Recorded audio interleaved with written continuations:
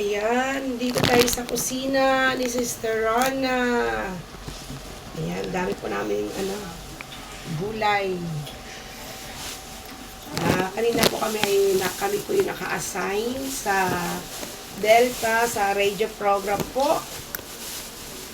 So, sa dami po ng mga hindi halaman, sabi po na kasama ko halaman, pero hindi po, mga talagang gulay.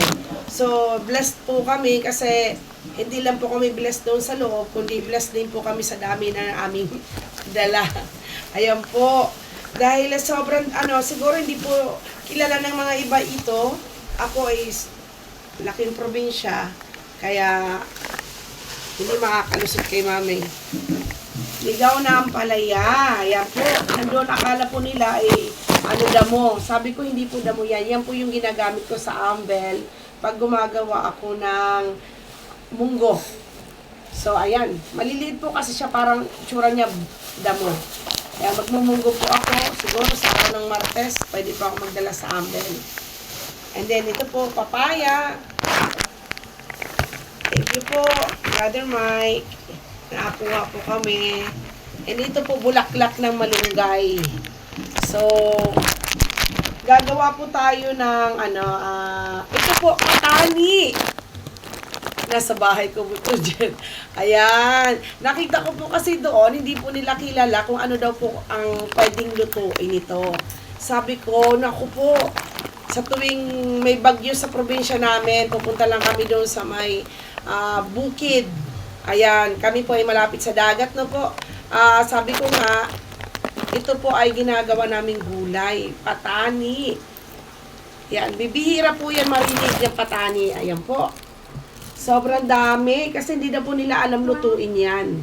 Pero sa kusina ni Sister Rana, sa susunod siguro po ng mga videos ko na po, papakita ko po kung paano na naman gagawin, paano luto. Tayo po ay laging organic po para po sa ating health.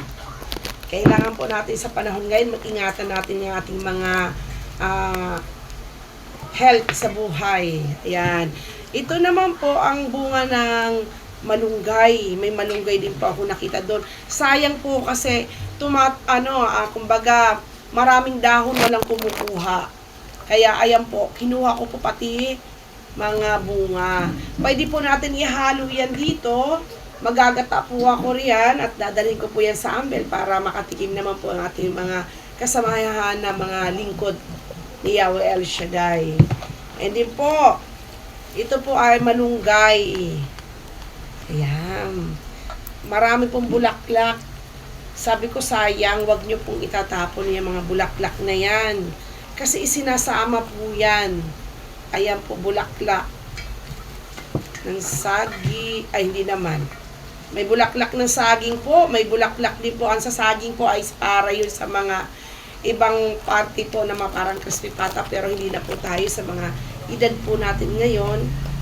Pag umabot po kayo ng 40 years, kailangan na po natin magbawas ng mga kinakain natin ng mga unang panahon. And then ito po, yan, nakakuha po kayo din ng Indian mango. Paborito po yan ng mga anak ko. Sarap! Ayan po. So, ito po dahil marami po tayong malunggay. Ayan, marami po. Ayan po, inaayos ko na po yan. Pwede nyo po yung gawin ng moringa powder. Kung sino po yung nakakarinig ng moringa powder. Ito po yung nabibili sa mga iba pong naka-capsule po ito. Pero ako po yung gumagawa ng ganito. Ituturo ko po sa inyo sa susunod yung mga marami pong mga malunggay. Huwag nyo pong putulin, sayang po.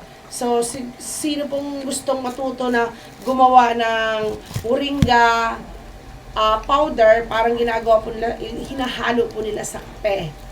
Ayan. Sige po, lapit lang po kayo. Ituturo ko po sa inyo. Ayan po.